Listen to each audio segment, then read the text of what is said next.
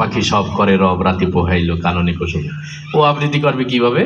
তার ভয়েসটা এরকম, ও পাখি সব কর্তাছে রব, বোঝো নাই ব্যাপারটা, কাননে কুসুম কলি সব ছান্ডে মান্ডে কলজ হয়ে গেছে গা, এইভাবে করবে।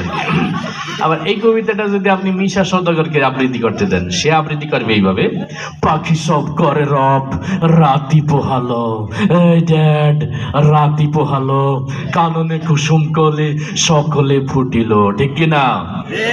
এইভাবে করবে আর কি। এই কবিতাটা যদি আপনি কাবিলারে দেন আবৃত্তি করতে, কাবিলা আবৃত্তি করবে কিভাবে? পাখি সব হরতে আছে রব, রায় পোহাই গেছে স্যাত খুঁটিয়ে, আর কাননে কুসুম কলি সব ফুটে গেছে ফ্যাত খুঁটিয়ে, এইভাবে আবৃত্তি করবে। আর এই কবিতাটা যদি আপনি ওমর সানিকে দেন, এ তো খালি কান দেয়, তারে আবৃত্তি দিলে সে আবৃত্তি করবে এইভাবে, পাখি সব করে রব রাতি পোহালো কাননে কুসুম কলে সকলে ফুটিল, এইভাবে আবৃত্তি করবে। আর এই কবিতাটা যদি আপনি মান্নাকে দিতেন, মান্নাকে আবৃত্তি করতে, সে আবৃত্তি করতে এইভাবে, পাখি সব করে রব রাতি পোহালো আম্মা জান রাতি পোহালো কাননে কুসুম কলে সকলে ফুটিল, এইভাবে। আর নায়ক রুবেলকে যদি দিতেন আবৃত্তি করতে, সে তো খালি সেইটে থাকে মারামারি করার জন্য, সে আবৃত্তি করবে এইভাবে, পাখি সব করে রব রাতি পোহালো কাননে কুসুম কলে সকলে ফুটিল, এইভাবে।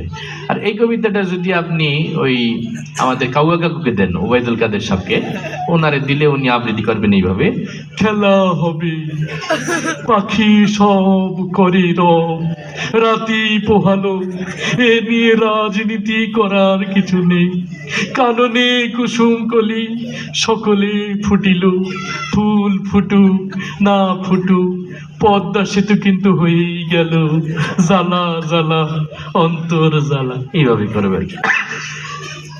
আর একটা কণ্ঠ শোনাইতাম, ওইটা মনে না শোনাইলে ভালো হয়, যেহেতু বেচারি মারা গেছেন আমাদের বেগম খালেদা জিয়া ম্যাডাম, আল্লাহ ওনারে মাফ করে দিক, উনি একজন জনপ্রিয় নেত্রী ছিলেন, তাই না? তা যেহেতু উনি মরে গেছে, ওনার কণ্ঠটা এখন আর না বলি, মৃত মানুষের সাথে দুষ্টমি হয়ে যাবে। তো যাই হোক, মাহফিলের মঞ্চে যতটুকুই বিনোদন দিছি এতটুকুই বেশি হয়ে গেছে, আল্লাহ আমাদেরকে মাফ